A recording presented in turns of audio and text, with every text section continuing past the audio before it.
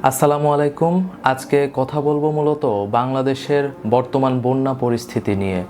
গত 2 দিনে বন্যার করাল গ্রাসে ধাপে ধাপে বাংলাদেশের প্রায় 9টি জেলা প্লাবিত হয়েছে। সুনামগঞ্জ, মৌলভীবাজার, কুমিল্লা, ফেনী, নোয়াখালী, হবিগঞ্জ, লক্ষ্মীপুর, চট্টগ্রাম, খাগড়াছড়ি এ সমস্ত জেলাগুলিতে বন্যা ভয়াবহ আকার ধারণ করেছে। বন্যা কবলিত এলাকাগুলোতে পানি এতটাই বৃদ্ধি পেয়েছে যে ঘরবাড়ি নিমজ্জিত হয়েছে। 2 তলা পর্যন্ত পানির নিচে চলে গেছে। অসংখ্য বোবা প্রাণী মারা গেছে। বাংলাদেশের বন্যা পরিস্থিতির জন্য ভারত আসলে কতটুকু দায়ী সে বিষয়ে আলোচনা করার চেষ্টা করব। অনেকে বলছে যে বাঁধ না খুললে ভারতের ত্রিপুরা ডুবে যেত, তারা বাধ্য হয়ে পানি ছেড়েছে, তাই এখানে আসলে ভারতের দোষ নেই। কিন্তু আসলেই কি বিষয়টা এতটা সহজ? প্রথমে আমাদেরকে বুঝতে হবে বাঁধ ঠিক কী কারণে দেওয়া হয়।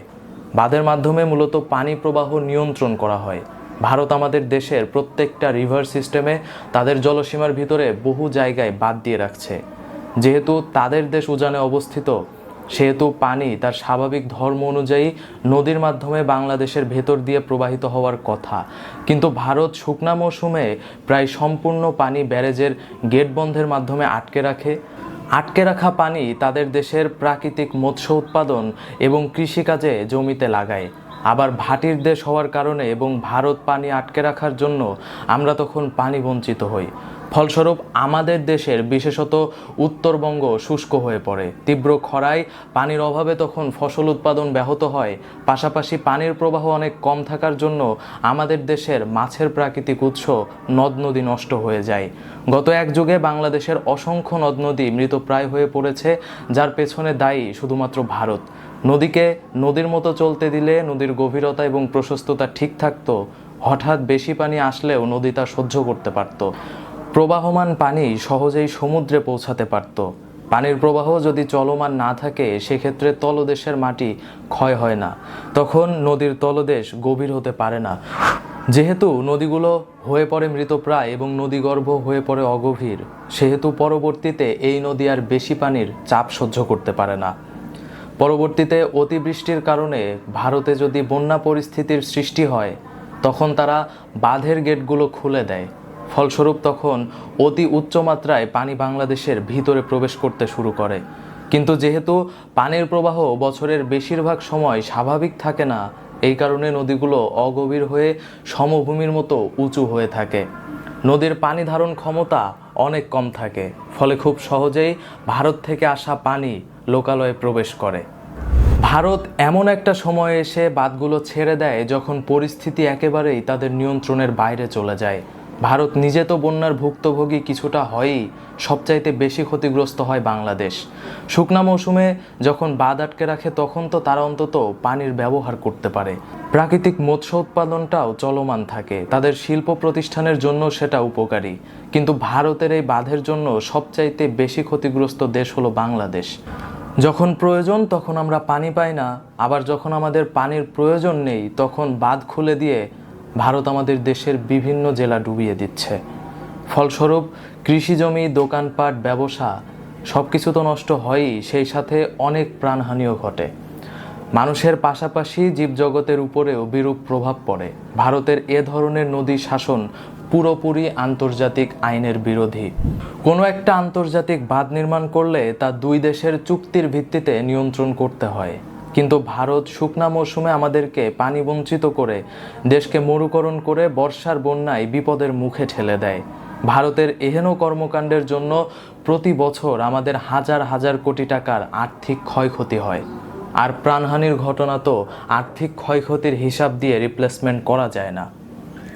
এখানে আরেকটা বিষয় হলো, ভারত সাধারণত কোনো রকম পূর্ব সতর্কতা ছাড়াই বাঁধের গেটগুলো অমানবিকভাবে খুলে দেয়। ফলস্বরূপ বাংলাদেশের মানুষ নিরাপদ আশ্রয়ে সঠিক সময়ে পৌঁছানোর সুযোগ পায় না, কিংবা আর্থিক ক্ষয়ক্ষতি কমানোর জন্য মূল্যবান সামগ্রী সরানোর সুযোগও থাকে না। তাদের গৃহপালিত প্রাণীদের কপালে জুটে সলিল সমাধি।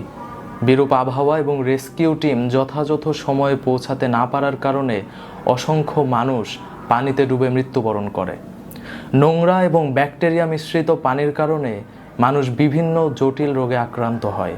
বন্যা দুর্গত এলাকায় বিশুদ্ধ পানি, গ্যাস এবং বিদ্যুতের সরবরাহ বন্ধ হয়ে যায়। নেটওয়ার্কের টাওয়ারগুলো পানির নিচে তলিয়ে যাবার কারণে নেটওয়ার্ক সিগন্যালটাও বন্ধ থাকে। সব কিছু মিলিয়ে এক চরম অমানবিক এবং অবর্ণনীয় ভীতিকর অবস্থা চলতে থাকে।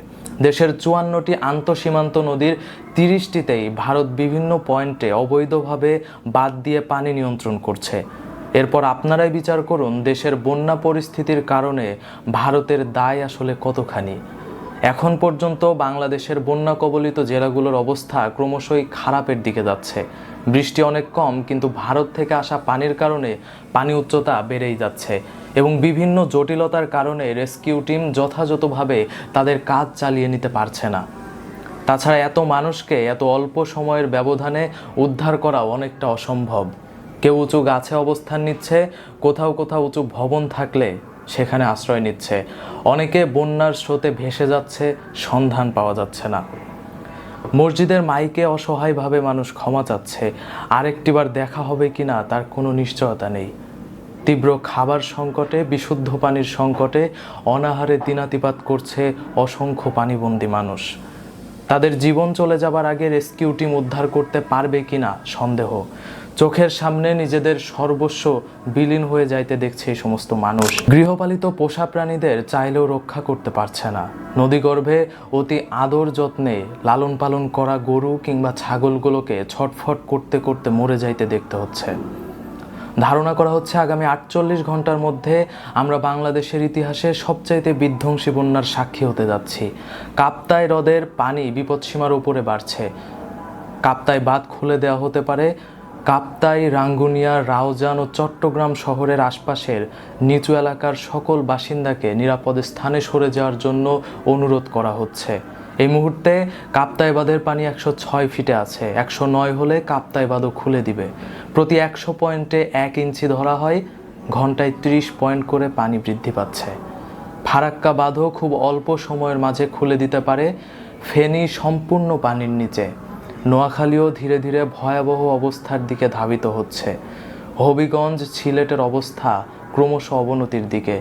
নিয়মিতভাবে প্রতি বছর ভারত এভাবে বাংলাদেশকে বন্যার পানি দিয়ে ডুবাচ্ছে। শুকনা মৌসুমে বাঁধ দিয়ে পানি আটকে সেই পানি তারা নিজেদের প্রয়োজনে বিভিন্ন এলাকায় বন্টন করছে। অথচ কোনো আন্তর্জাতিক নদী এইভাবে ইচ্ছামাফিক ব্যবহার করার কোনো আইন নেই। ভারতের বিরুদ্ধে তাই আমাদের রাজনৈতিক স্টেপ নেওয়া জরুরি বলে আমি মনে করি। এই বন্যা পরিস্থিতি নিয়ন্ত্রণে আসার পর ভারতকে কোনো রকমভাবে নদী শাসন করতে দেওয়া উচিত না। যদি এরকমভাবে অনিয়ম করে ভারত নদী শাসন চলমান রাখে, সেক্ষেত্রে বাংলাদেশ সরকারের উচিত তাদের বিরুদ্ধে যথাযথ পদক্ষেপ গ্রহণ করা। পরিশেষে এটাই বলবো, আপনারা সকলেই বাংলাদেশের বন্যা দুর্গত মানুষদের জন্য দোয়া করুন। নিজের জায়গা থেকে যতটুকু পারেন তাদের পাশে দাঁড়ান। অনভিজ্ঞ মানুষ সশরীরে বন্যা কবলিত এলাকায় যাওয়ার চাইতে তাদের জন্য শুকনো খাবার এবং ওষুধের ব্যবস্থা করা জরুরি।